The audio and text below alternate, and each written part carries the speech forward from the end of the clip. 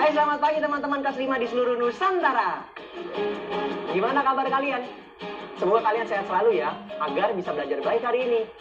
Sebelum mulai belajar, alangkah baiknya kita berdoa supaya diberikan kemudahan dan kelancaran.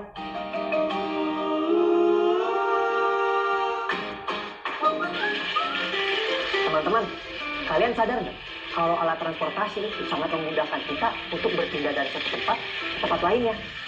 Perpindahan itu bisa dilakukan dengan mengendarai sepeda atau bahkan pesawat luar angkasa. Transportasi yang kalian gunakan itu dibagi menjadi dua kategori, transportasi umum dan transportasi pribadi. Coba kalian sebutkan transportasi umum apa saja yang ada di sekitar kalian. Apakah kalian sering menggunakan transportasi umum tersebut?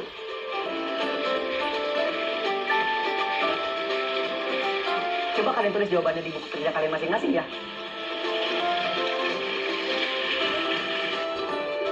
Sekarang kita amati dulu gambar ini. Menurut kalian, apa yang sedang dia lakukan? Kira-kira di mana dia melakukan aktivitas tersebut? Dan apa pekerjaannya? Tulis jawaban kalian di buku masing-masing ya.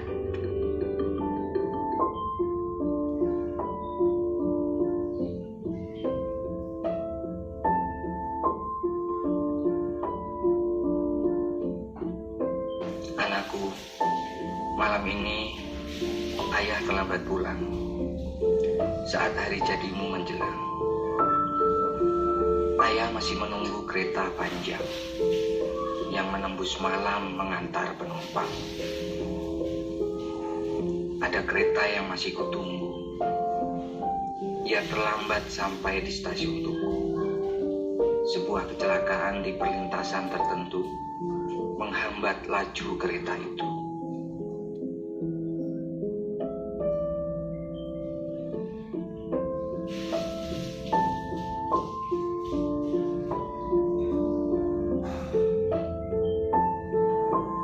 Petugas perlintasan mengabarkan malang pintu perlintasan ditabrak oleh bis yang oleng ke depan. Sopir mengemudi kencang. Penumpang bergelayut dan berimpitan. Penumpang melompat sebelum sampai ke tujuan.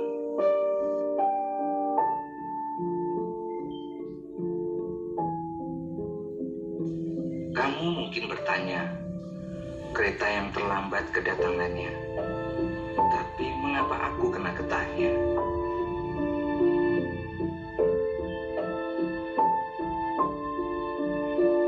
Anakku, tugasku memastikan kereta tak melenceng ke kiri atau ke kanan sebelum berangkat atau sampai tujuan. Peluitku memberi aba-aba di garis depan.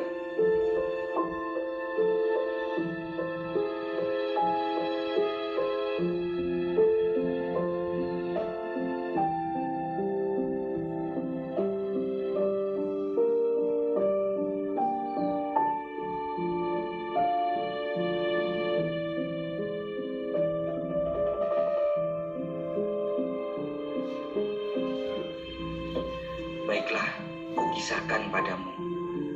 Dulu sekali, penumpang kereta juga begitu.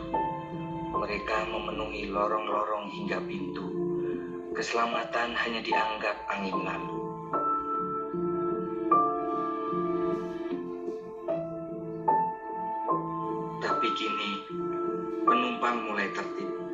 Mereka tak mau mengadu nasib. Kalau tak mau tertib, bahaya akan mengintip. Karena itu, ingat-ingatlah pesanku. Naik bis atau kereta laju, duduk yang tenang di kursimu. Pantang berebut untuk turun lebih dahulu. Keselamatan tetap nomor satu hingga sampai ke tujuanmu.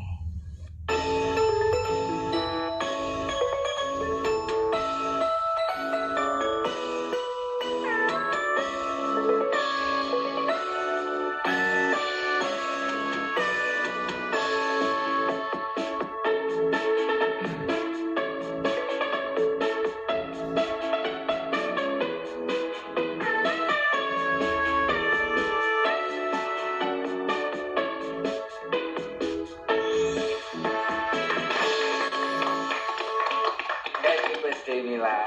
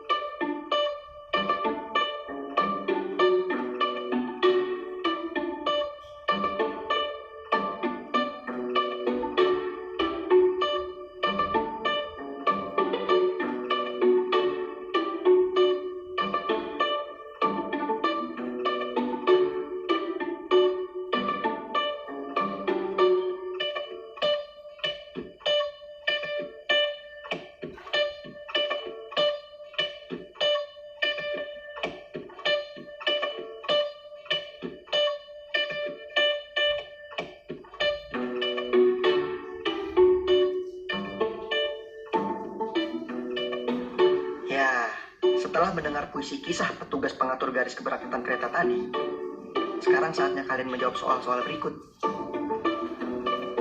1. Siapakah aku dalam puisi tersebut?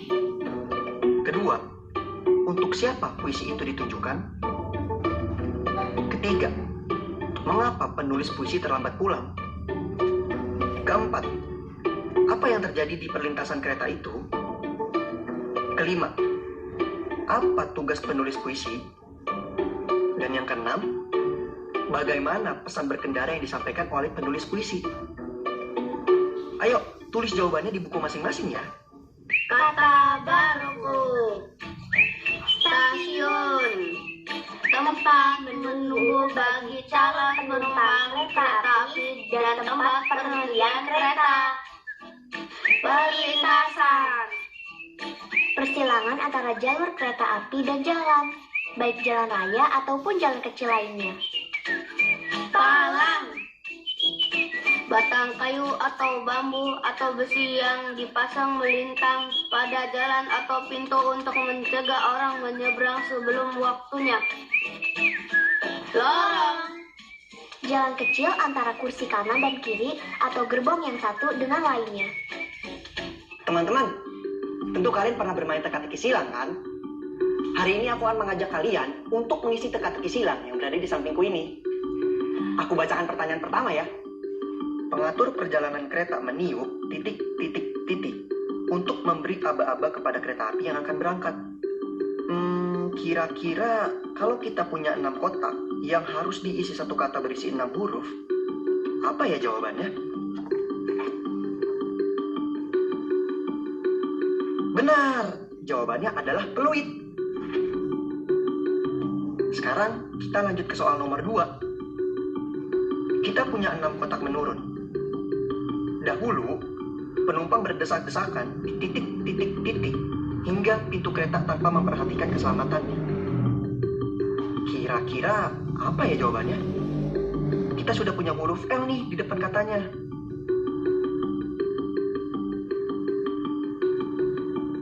Yap, jawabannya adalah lorong. Sekarang kita beranjak ke soal nomor 3. Titik itu sesak muatan. Penumpang bergelayut dan berimpitan. Apa ya teman-teman? Kita punya 3 kotak nih.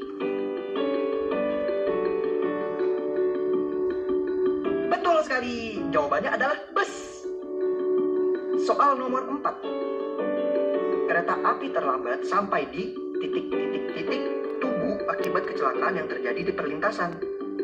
Kali ini kita punya 7 kotak mendatar nih teman-teman. Tepat, jawabannya adalah stasiun. Nah, waktunya pertanyaan terakhir nih. Titik-titik-titik, pintu perlintasan itu terbuat dari kayu sehingga patah saat bus menabraknya. Apa ya jawaban yang tepat untuk mengisi 6 kotak kosong ini?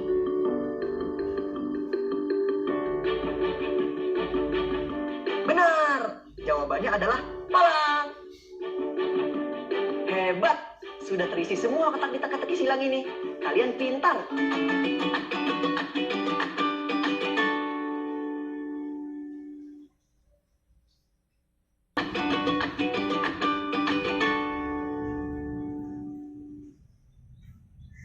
Hai teman-teman, kali ini kita akan belajar mengenai perbandingan jumlah penumpang. Coba kalian pilih, tanda manakah yang paling tepat untuk menggambarkan banyaknya penumpang yang dapat diangkut oleh 2 alat transportasi berikut. Jawaban yang benar adalah tanda lebih besar, karena sebuah mobil bisa memuat lebih banyak penumpang daripada sepeda motor. Lalu, bagaimana dengan sepeda dan sepeda motor ini?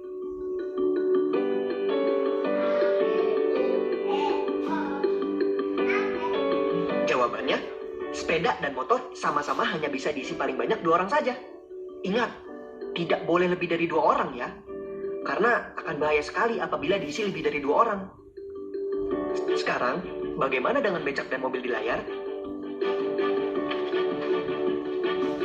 Yang benar adalah tanda lebih kecil. Karena becak hanya bisa diisi paling banyak oleh 3 orang. Sedangkan mobil bisa diisi lebih dari 3 orang.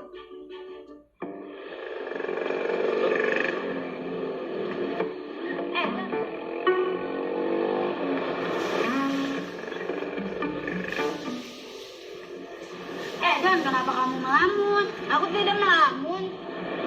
Vin, kamu tahu itu apa? Oh, itu papan rambu lalu lintas, Don. Kata ayah, Pak Wali Kota memang sedang memasang rambu lalu lintas untuk informasi kepada pengguna jalan, Don. Oh, tapi mengapa bentuk dan warnanya berbeda ya, Vin?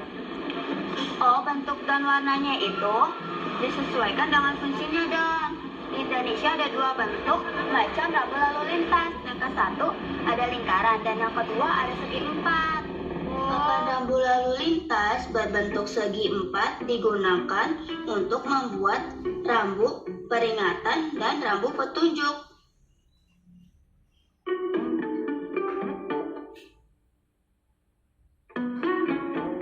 Sedangkan papan rambu lalu lintas berbentuk lingkaran digunakan untuk membuat rambu lalu lintas, larangan, dan perintah.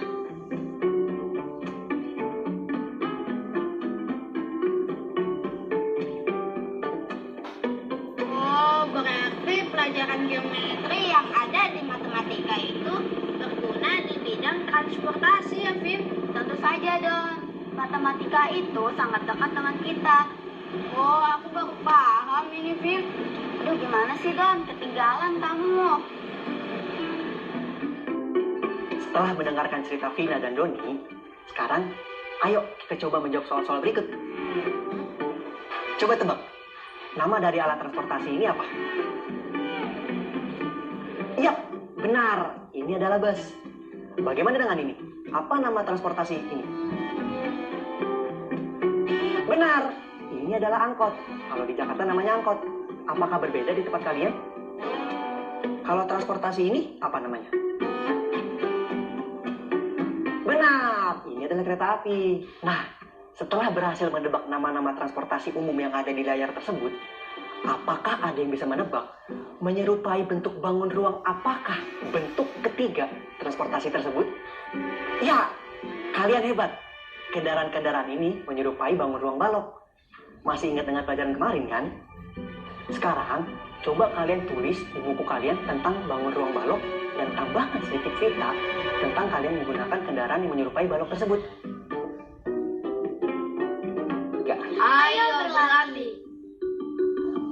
Sekarang saatnya kita berlatih.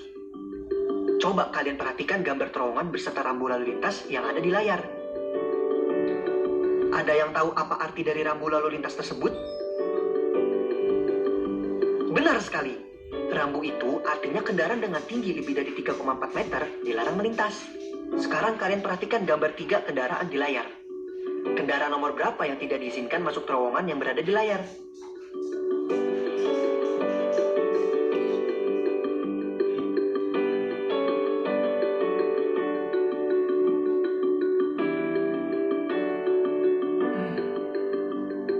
Tepat sekali.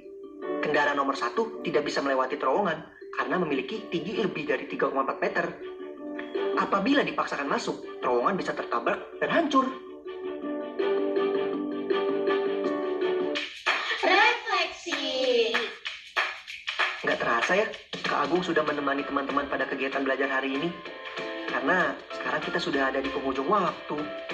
Tapi sebelum itu, yuk kita refleksi pelajaran hari ini. Setelah tadi di awal pelajaran kalian sudah mendengar puisi dari Bapak Petugas Pengatur Perjalanan Kereta, kalian pasti bisa membedakan cara menggunakan angkutan umum yang baik dan yang kurang baik. Sekarang, coba kalian isi tabel yang kosong di layar sesuai dengan apa yang sudah tertulis di kolom sampingnya.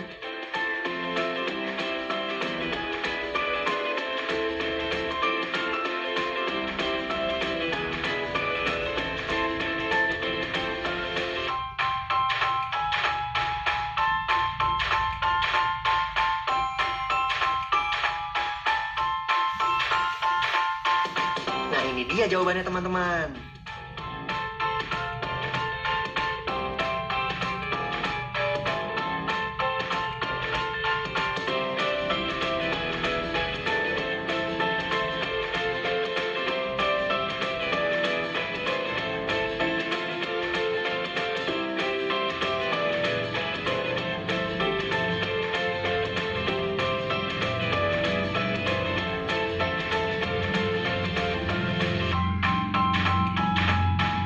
Pertanyaan selanjutnya. Coba kalian amati jembatan dan rambu yang ada di atasnya. Dari gambar kendaraan di layar, kendaraan mana saja yang boleh melewati jembatan?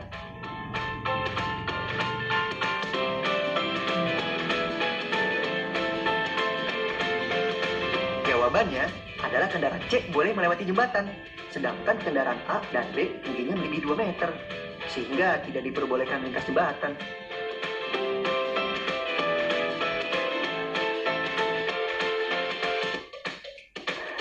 Bagaimana pelajaran hari ini? Pasti seru kan?